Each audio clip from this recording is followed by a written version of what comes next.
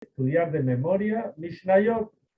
Y de hecho en los Hadarim, en las escuelas tradicionales, uno de los ejercicios que se hace con los chicos y que realmente es algo maravilloso es que estudien Mishnayot de memoria desde chiquitos. Son chiquitos algo más sencillo y después más.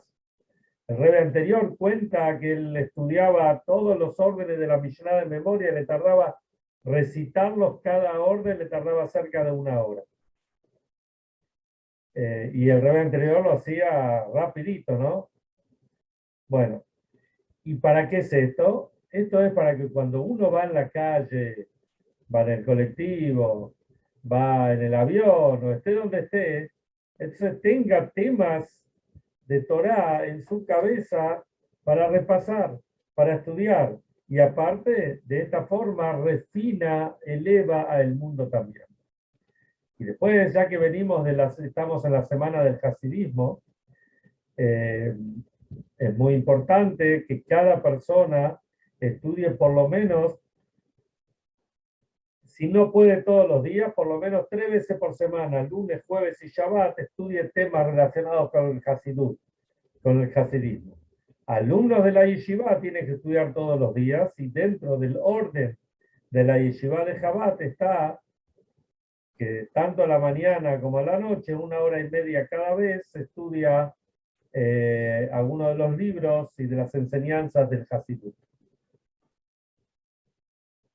Y el Hasidut realmente viene a mostrar las cualidades que cada persona tiene, todo lo que uno tiene adentro, esto es lo que nos ayuda, y cómo sacarlo y transmitirlo dentro del mundo, al prójimo, a la familia, a las personas con las cuales uno se encuentra. O sea, como decimos siempre, hacer de este mundo una morada para Hashem. Pero para que uno pueda lograr esto, uno tiene que saber las cualidades, las condiciones que uno tiene. Vamos a mirar ahora, un poquito vimos ayer, la dramática historia de Yosef. Y después un poquito el tema de los sueños, y después si tenemos algo tiempo también, ver una historia del Talmud que podemos relacionarla con este tema. Yosef es un muchacho, que de chiquito, cuando él nació en el año 14, que Jacob, perdón, 7 y 7, 14, fue el último que nació de los hijos que nacieron ahí en Harán, de Jacob, porque dice que cuando nació Yosef, que fue el primer hijo que tuvo con Rachel, Jacob, ahí Jacob fue a hablar con Labán y le dijo, necesito ahora tener mi parnasá, ya tengo una familia, tengo que tener mi sustento, tengo que volver a ver a mi padre, tengo que volver a ver a mi madre. En realidad después la madre falleció cuando él estaba en el camino volviendo, pero eso es un segundo tema, pero él quería tener lo suyo. Entonces estuvo 6 años más trabajando con Labán. Y así estuvo Jacob 20 años en lo de Labán. Y después emprendió el regreso. Cuando estaba llegando a Israel, o mejor dicho, cuando ya estaba dentro de Israel, a los 2 años que le tardó el viaje desde Harán hasta Israel, porque estaban los chicos y muchos animales, iban caminando muy despacio. Cuando ya estaba en Israel, fallece Rachel. O sea que Yosef como mucho podía tener entre 7 y 8 años, cuando nace Binyamin. Y ahí, o sea que vemos que Yosef quedó huérfano de madre de muy chiquito. ¿No es cierto? No fue fácil para él. Por otro lado, como vemos al comienzo de la parashá de la semana, después de unos 10 años más, cuando Yosef tenía 17 años, había muchos conflictos entre Yosef y sus hermanos, hasta tal punto que los hermanos, como explicamos ayer en síntesis, los hermanos quisieron matarlo, lo metieron en un pozo. Miren cómo fue por un lado era el hijo preferido de Jacob, Jacob estudiaba con él, le hizo una camisa especial, pero y le tenía mucha confianza. Por el otro lado, los hermanos querían matarlo y estuvieron a punto de lograrlo. Hasta que vino Reubén, como hablamos los otros días, y les dijo, vamos a ponerlo en un pozo. Lo ponen en un pozo, después viene Yehuda y le dice, ¿qué vamos a ganar dejándolo en el pozo? Vamos a venderlo. Y lo vendieron a los Ismaelín, Midianín, fue pasando de varias caravanas hasta que llega a Egipto. Miren la paradoja. Cuando él llega a Egipto, ¿quién lo compra? Lo compra Potifar. Potifar era el ministro, el jefe de toda la parte de la carne. Y cuando Potifar se da cuenta quién era Yosef o cómo era Yosef, Yosef era un lindo muchacho, era un muchacho íntegro por fuera y por dentro. Y él Potifar le empieza a delegar asuntos de su ministerio, de su casa, queda como el mayordomo de la casa a la mano derecha de él. Hasta tal punto le tenía confianza que Potifar le entrega todo, absolutamente todo, y se despreocupa totalmente de la casa, se lo da a Yosef, porque ve que todo lo que Yosef toca se hace oro. Todo lo que Yosef hace lo hace perfecto, correcto. Como dice la Torá, que Yosef era Ish Matzliach, un hombre exitoso. Todo lo que hacía lo hacía bien. Pero llega el día. O sea, ustedes fíjense la historia de Yosef. Yosef que estaba en el pozo, como dice la Torá, de Abor Rek en Bomaim, el pozo estaba vacío, no tenía agua. Dice, Maim Enbo, agua no tenía, pero tenía Nehashim Beakrabim, tenía víboras, serpientes y escorpiones. O sea que no es que lo tiraron al pozo y listo.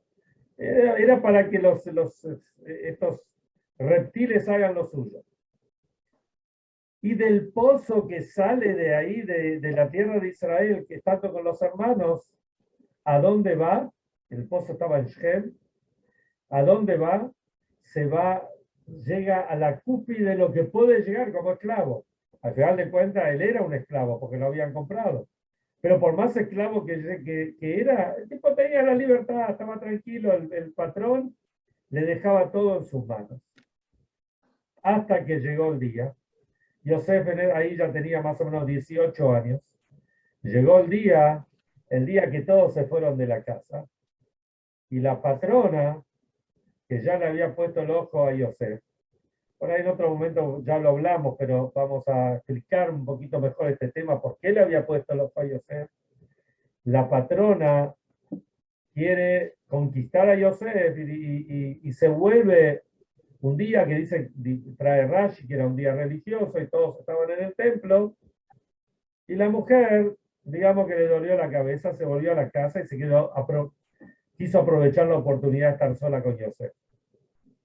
Y trata de convencerlo. Imagínense, el muchacho, 18 años, viene de estar con el conflicto con los hermanos, viene del pozo en la tierra de Israel, llega a la cúspide. ¿Y quién quiere conquistarlo? Ni más ni menos que su propio patrono. Está en lo máximo que puede pasar. Sin embargo, Yosef mantiene su integridad y no claudica, no cae ante las garras de la mujer. No se deja convencer, la mujer lo delata y lo mandan a la cárcel. ¿Saben cuántos años estuvo Yosef en la cárcel? 12 años, desde los 18 hasta los 30. Porque a los 30 fue cuando él le descifró, vamos a ver ya en la parashá de la semana que viene, a los 30 fue cuando le descifró los sueños delante del faraón, y el faraón le dice claramente, Yosef le dice, o la Torá dice que Yosef tenía 30 años cuando estaba delante del faraón. ¿De dónde sacó Yosef fuerzas para estar abajo y estar arriba? Estar abajo y poder estar abajo, después bajar y superarse, porque cuando él estuvo en la cárcel, también llegó a tener un puesto, era la cárcel, pero digamos dentro de todo, le tenían confianza para que él maneje ciertas cosas.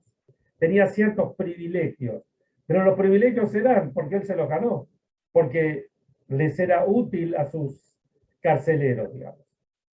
Hay un profesor que se llama Klesner o algo así, que él reunió a toda una serie de gente de eruditos y él hizo un trabajo con ellos, pero antes de explicar el trabajo, él explicó lo que es, no sé bien cómo se dice en castellano, pero la traducción sería la fuerza de la paradoxia.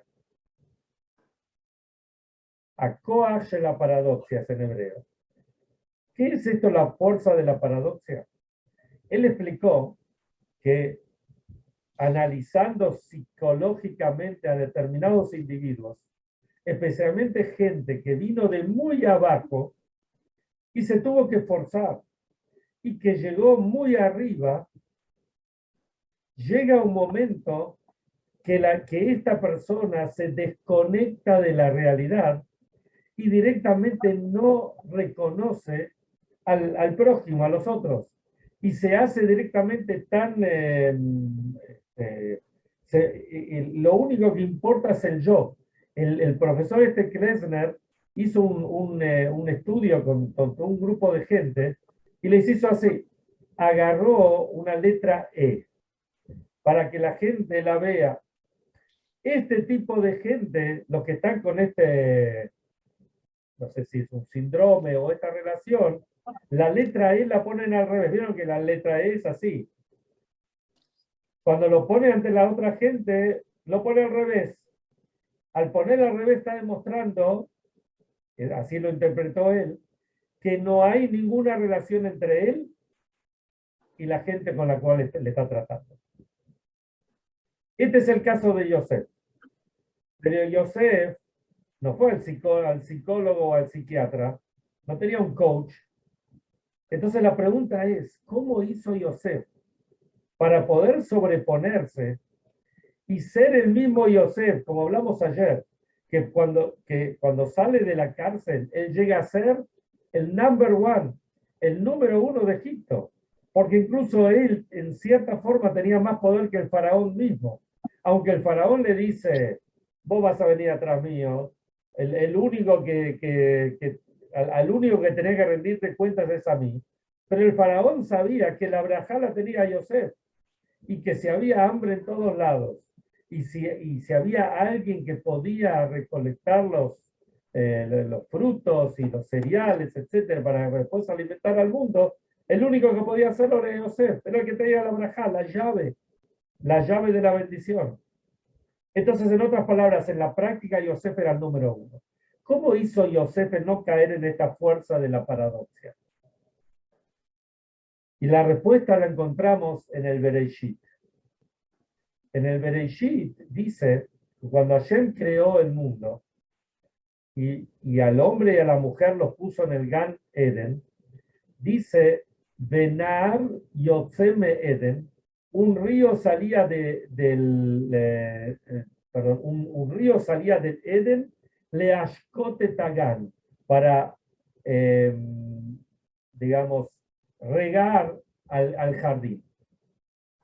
Y después esto se dividió en 4 ríos principales, que son el Tigris, el Éufrates, otro es el que está en Israel, digamos, el Kineret y otro más que no me acuerdo. Ahora, interesantísimo. ¿Qué significa esto? ¿Qué es el Edén y qué es el Gan? Porque hay Gan y hay Edén, aunque lo llamamos el jardín del Edén, pero son 2 niveles diferentes. Edén se refiere a la Neshama, se refiere al alma de la persona. Cuando la alma está íntegra, del alma se riega al jardín. ¿Y qué es el jardín? El jardín es este mundo. Como dice el rey Salomón, Shlomo Amelech en Shira Shirim, en el Cantar de los Cantares, dice, Bati legani ajotikala, vine a mi jardín, mi hermana, mi preciada, mi querida, etc. ¿Quién es el que viene al jardín? La presencia de Hashem. O sea que a través del alma podemos regar a todo el mundo. Regar al mundo quiere decir hacerlo florecer al mundo. Si nosotros no regamos al mundo, el mundo, Haz de Shalom, se viene abajo. Al mundo hay que regarlo para florecerlo, para que crezca, etc. Este era Yosef. Yosef no tenía el problema de la fuerza de la paradoxia, porque Yosef tenía muy claro que él tiene una Neshama, y que del lado de la Neshama, no importa si está caído en el pozo con las serpientes y los escorpiones, no importa si llegó a manejarle todos los negocios al Sara Tabajim, al ministro de la carne, no importa si después cayó en el calabozo, no importa si después lo subieron a dirigir un poquito ahí en la cárcel, y tampoco importa que después él va a ser el Mishneh el Melech, el rey de Egipto, que en realidad con más poder, con más bendición que el mismo rey, y no importa que después se va a encontrar con los hermanos y no se va a vengar de los hermanos, sino por el contrario, les va a decir a los hermanos, Baruch Hashem, que pasó todo esto, porque todo esto fue para nuestro bien. Este es Yosef. Y esta es la enseñanza para nosotros. Por supuesto que no es fácil, no es sencillo, pero esto es lo que nos enseña el Hasidut. El Hasidut nos enseña a poder entender lo que somos nosotros, el potencial que tenemos dentro de nosotros. Porque si uno no sabe que tiene potencial, entonces, ¿cómo va a ir a hacer cosas? ¿Cómo puedo yo salir a enseñar a otro yehudí? ¿Cómo puedo yo tratar de mostrarle que puede haber un mundo mejor? ¿No es cierto? Vivimos en un mundo, vivimos en un país donde de repente las noticias no son las más halagüeñas. Miramos y a veces nos matamos de la risa de las cosas que pasan, pero son cosas terribles. Un país que podría ser una potencia en el mundo como llegó a ser en algún momento, y a lo que llegamos a ser. Y sin embargo, uno dice, ¿y cómo seguimos adelante? Porque miramos para adelante por ahí, uno dice, ¿cómo se puede seguir con todo esto? Sin embargo, el Yehudí sabe el potencial que tiene. Y cuando tenemos potencial, podemos llevarnos el mundo por delante, no llevarnos el mundo por delante para derribarlo, sino por el contrario, para transformarlo, para mostrar que podemos y debemos y podemos estar en un mundo mejor. Había un gran sabio de la Torá, cuenta el Talmud, que se llamaba Elisha ben Abúa. Elisha ben Abúa llegó a ser de los más grandes sabios de todo el Talmud. Sin embargo, él cayó de la cúspide donde estaba y largó todo. Dejó todo, se hizo un hereje.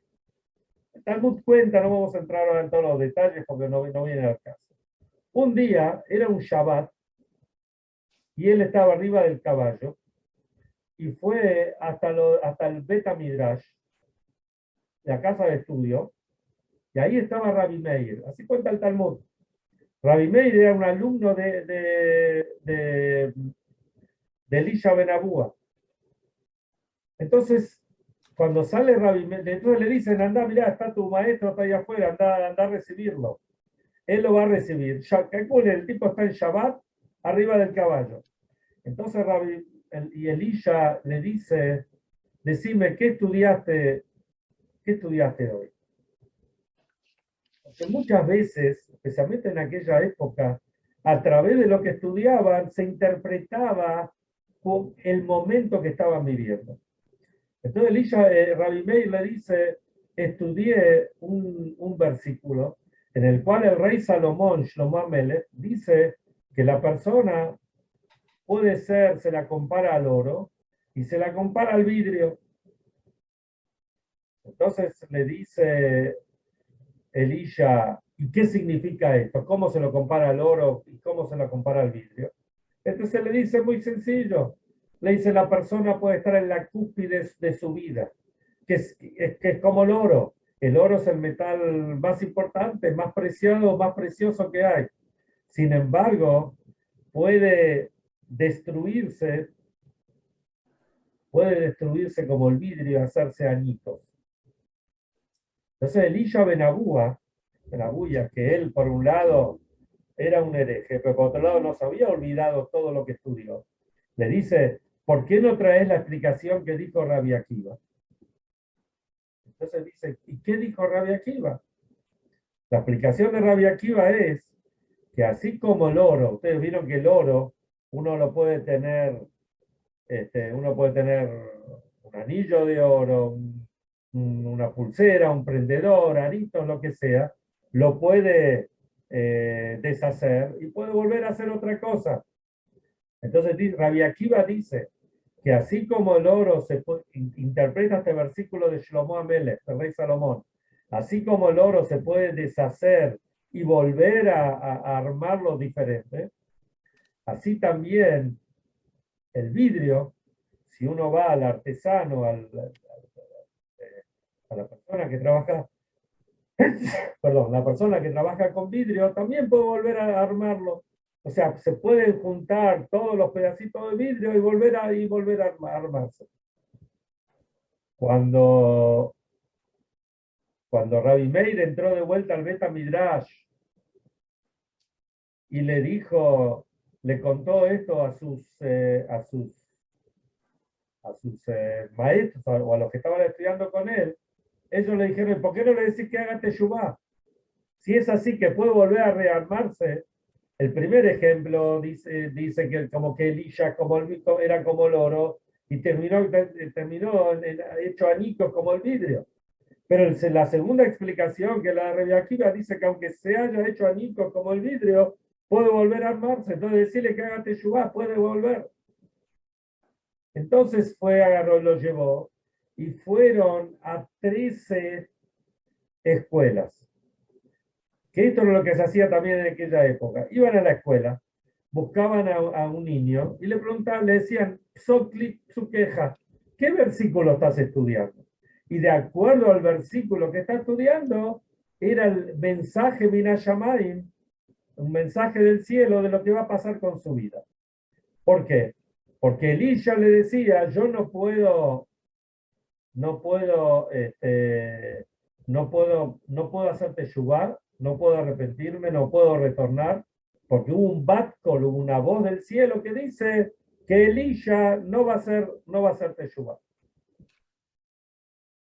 Van al primer chico, van a una escuela, van a la primera escuela y dice al chico, ¿qué estudiaste hoy?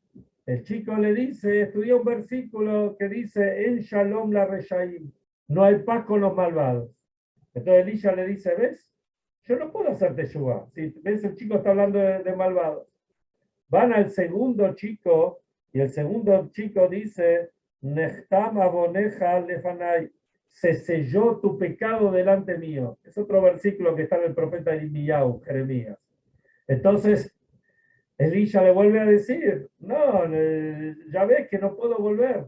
Estamos hablando de malvados, de pecados, etc. Así fueron hasta llegar al versículo número 13, a la escuela número 13.